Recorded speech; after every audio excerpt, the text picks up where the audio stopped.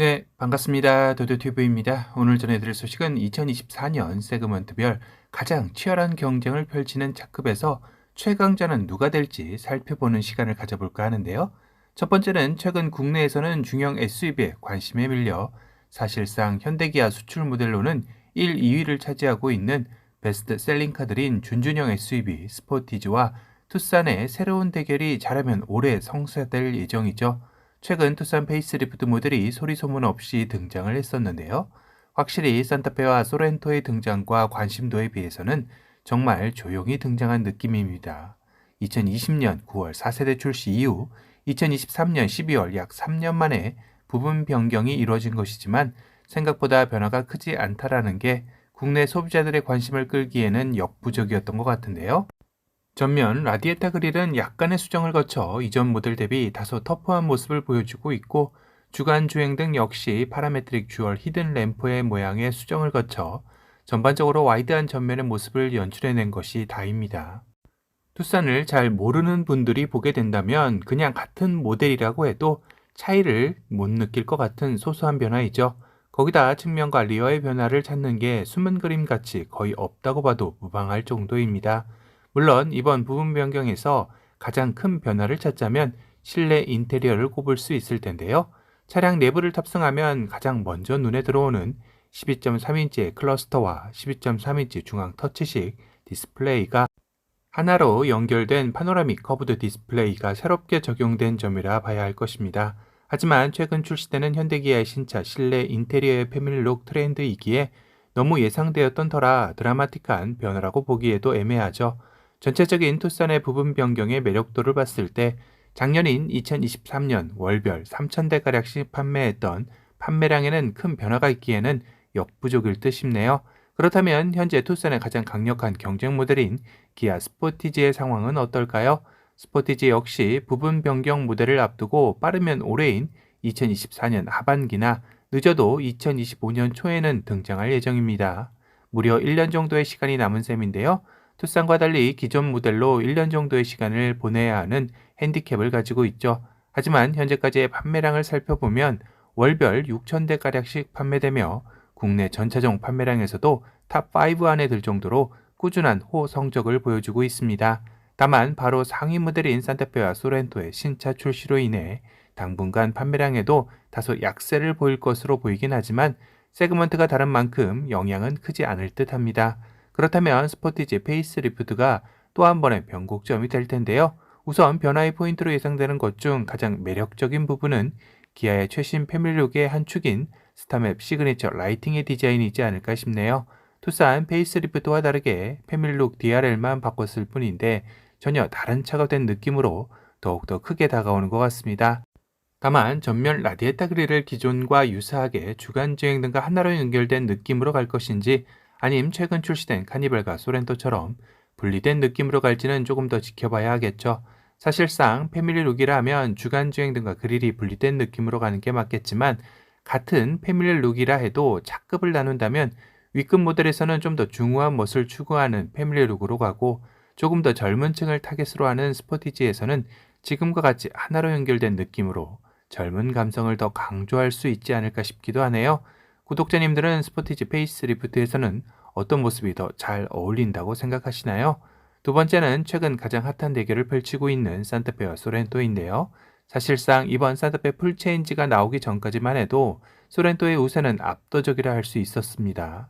하지만 산타페 풀체인지 하이브리드가 본격적으로 출고 개시되면서 한 치 앞도 알 수 없는 치열한 양상으로 가고 있는 것도 사실인데요. 11월 판매량에서는 소렌토가 9,364대, 산타페가 8,780대로 불과 580대 정도의 차이로 따라붙었습니다. 이전 2배 이상의 판매량 차이의 격차를 거의 다 따라잡은 상황이라고 봐도 무방할 텐데요. 거기다 아직 집계 중이지만 12월 판매량에서는 산타페가 소렌토를 누르고 1위에 등극했다라는 이야기도 나오고 있죠. 이제 한 치 앞도 알 수 없을 만큼 용어 상박의 대결이 펼쳐질 텐데요. 하지만 산타페 풀체인지 모델이고 소렌토는 부분 변경 모델이라는 것을 감안한다면 미소를 머금는 쪽은 소렌토 쪽이 더 나은 상황이 아닌가 싶기도 합니다. 물론 산타페는 11월부터 상승세를 타고 올라가는 추세 곡선이라면 소렌토는 1위 자리를 수성하느냐라는 평행선의 흐름이기에 앞으로 2024년의 승패가 어떤 결론을 내릴지는 어느 누구도 장담하기 어려운 상황입니다. 지극히 개인적인 생각으로는 신차 느낌이 더 강한 산타페가 소렌토에 조금 더 우세한 모습을 보여주지 않을까 하는 생각도 드는데요. 구독자 여러분의 생각도 궁금하네요. 세 번째는 준준형, 중형 못지않은 치열한 대결 구도를 펼치고 있는 경차 시장일 텐데요.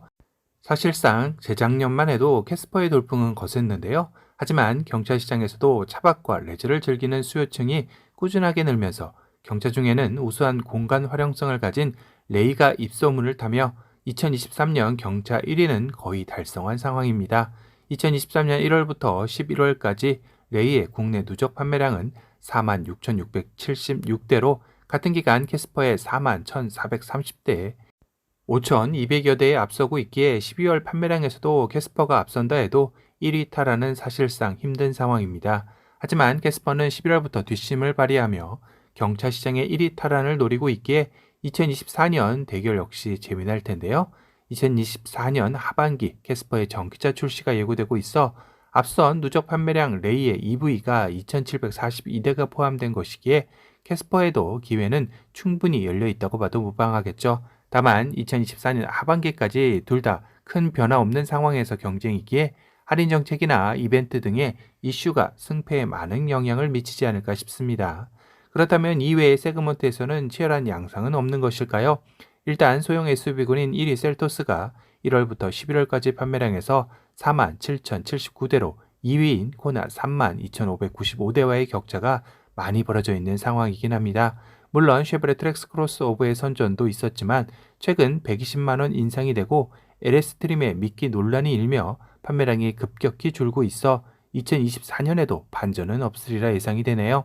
얼마 전 다루었던 혼다의 초가성비 소형 SUV가 국내에 만약 등장하게 된다면 또 이야기가 달라질 수도 있을 텐데요. 아직 이 소식을 접하지 못하신 분들은 위에 링크 남겨놓으니 꼭 한번 보고 오시길 권장해 드립니다.